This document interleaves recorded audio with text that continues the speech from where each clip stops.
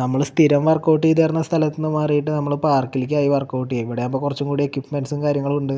പിന്നെ വർക്കൗട്ട് ചെയ്യാനുള്ള ഒരു അറ്റ്മോസ്ഫിയർ ഇവിടെ കുറച്ചും കൂടി അടിപൊളിയാണ് മറ്റേതേക്കാളും. വർക്കൗട്ട്സ് സ്റ്റാർട്ട് ചെയ്യണേക്ക് മുമ്പ് തന്നെ വാംപ്പ് നന്നായിട്ട് ചെയ്യുക, ബോഡി നന്നായിട്ട് സ്ട്രെച്ചിങ്ങും കാര്യങ്ങളൊക്കെ ചെയ്യുക. പിന്നെ റണ്ണിങ് എന്നത്തെ പോലെ തന്നെ ഇവിടെ ലെങ്ത്ത് വളരെ കൂടുതലാണ്. അതുകൊണ്ട് തന്നെ ഞാൻ ഒരു റൗണ്ട് മാത്രമേ ഇവിടെ ഫിനിഷ് ചെയ്യാറുള്ളൂ.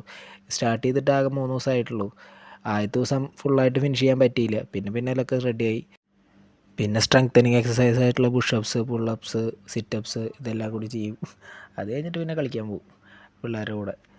അവരില്ലെങ്കിൽ പിന്നെ വീണ്ടും നമ്മൾ ഏതെങ്കിലും ബോഡി പാർട്ടായിട്ട് വർക്കൗട്ട് ചെയ്യാൻ തുടങ്ങും. ഏതെങ്കിലും ഒരു പാർട്ട്, ചെസ്റ്റ് അല്ലെങ്കിൽ ഷോൾഡർ, അങ്ങനെ ഏതെങ്കിലും ഒരെണ്ണം മാത്രം ഫോക്കസ് ചെയ്തിട്ട് അതിൽ വർക്കൗട്ട് ചെയ്യാൻ തുടങ്ങും.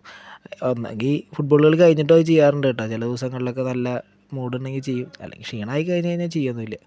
എന്തായാലും ഫുട്ബോൾ കളിക്കാൻ പറ്റുന്നതിൽ വലിയൊരു സന്തോഷം. അപ്പം എന്നാൽ ശരി, വേറൊരു വീഡിയോ ആയിട്ട് പിന്നെ കാണാം. എല്ലാവരും നല്ല ഹെൽത്തി ആയിട്ടിരിക്കും. ബൈ.